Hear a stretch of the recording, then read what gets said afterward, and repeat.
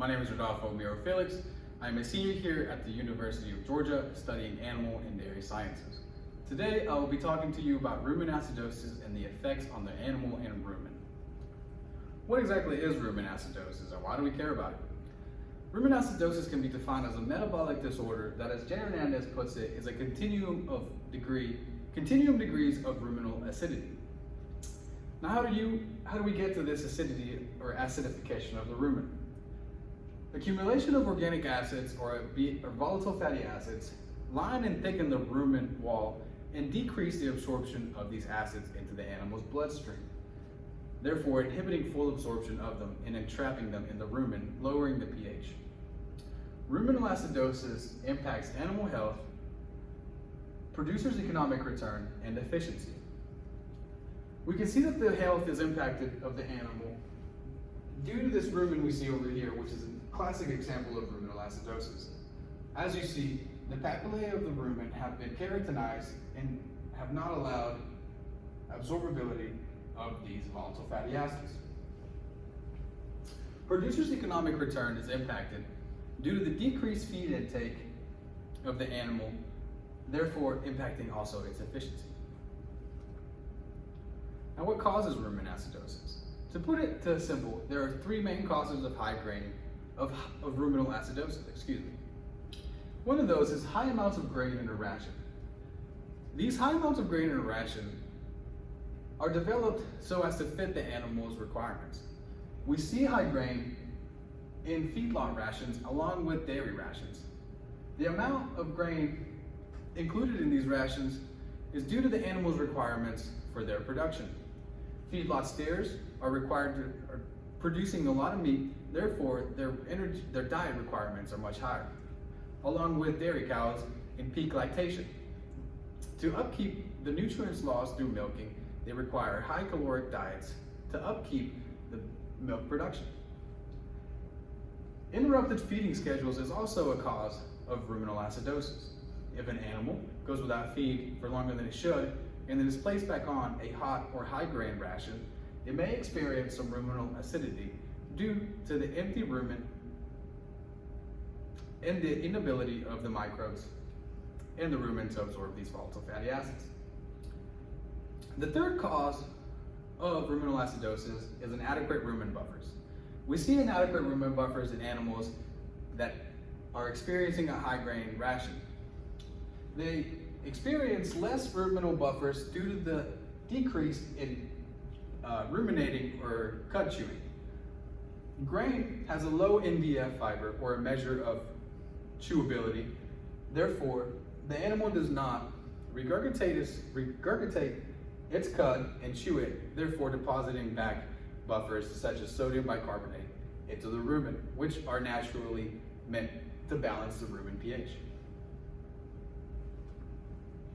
So why do we feed grain if it causes health concerns? Well, as I stated in the previous slide, animals that are required or are producing high amounts of, be it meat or dairy, require high calorie diets to upkeep their production.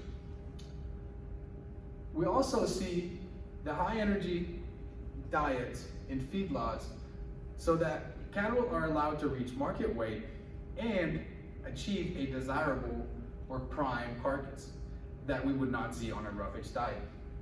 Dairy cattle are also vulnerable to ruminal acidosis, as I stated before, due to their high amount of production. Therefore, they need high caloric intake. Here we see an example of a feedlot ration. As you can see, there are roughages included. However, we do see a high amount of concentrates or non-structural carbohydrates, such as grain or corn. Furthermore, these grains are further processed so as the animal is more able to digest and absorb these concentrates or grains. These grains may be processed by flaking, steamrolling, or cracking. So how can we prevent and treat ruminal acidosis if we do see it in our herd? Prevention is key. A slow, gradual diet change over 10 to 14 days is recommended by Dr. Fluharty with the Ohio State University.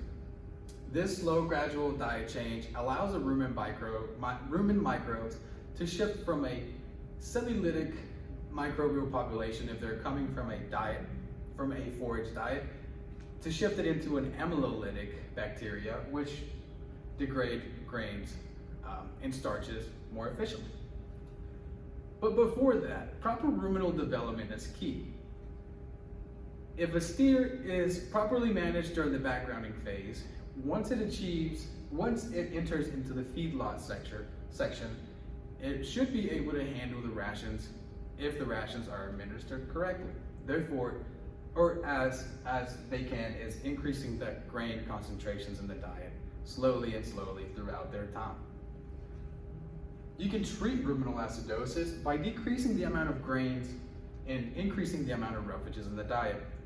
As you increase roughages, you are increasing the cut chewing and the NDF value of the feed. Therefore, more buffers are deposited into the rumen and the pH is naturally level or balanced.